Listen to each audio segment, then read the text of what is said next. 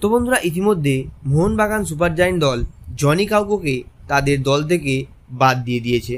এছাড়াও হুগো বুমোসকে নিয়েও এখনও অনিশ্চয়তা আছে, যেখানে হুগো বুমোস ইতিমধ্যে উড়িষ্যা এফসি দলে সই করার ক্ষেত্রে অনেকটা এগিয়ে আছে।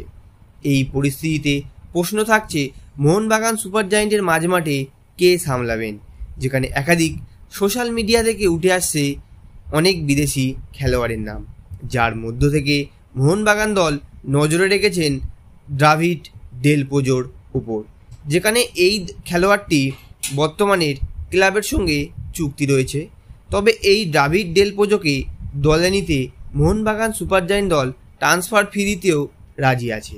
তো বন্ধুরা, আসুন দেখে নেওয়া যাক এই ডেভিড ডেল পোজো খেলোয়াড়টি কেমন, যেখানে স্পেনের নামকরা গেতাফের যুব দল থেকে উঠে এসেছেন ডেভিড ডেল পোজো।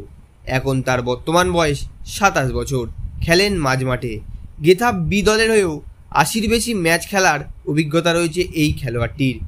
মাঝমাঠের খেলোয়াড় হলেও তার নামের পাশে রয়েছে কিছু গোল। সম্প্রতি খেলেছেন রেসিং দে ফেলোর ক্লাবে। স্পেনের এই ক্লাবের হয়ে খেলেছেন 40-এরও বেশি ম্যাচ। মূলত স্কিল এবং নিখুঁত পাসিংয়ের জন্য তিনি পরিচিত। দূরপাল্লা শটেও গোল করেছেন একাধিক। আক্রমণ গড়ে তোলার পেছনেও রাখতে পারেন অবদান, সেই সঙ্গে রয়েছে গতি। সুতরাং সব কিছু ঠিকঠাক থাকলে ডেভিড ডেল পোজোকে হয়তো আগামী মরশুমের জন্য মোহনবাগান সুপার জায়েন্ট দল তাদের টিমে সাইন করাতে পারে।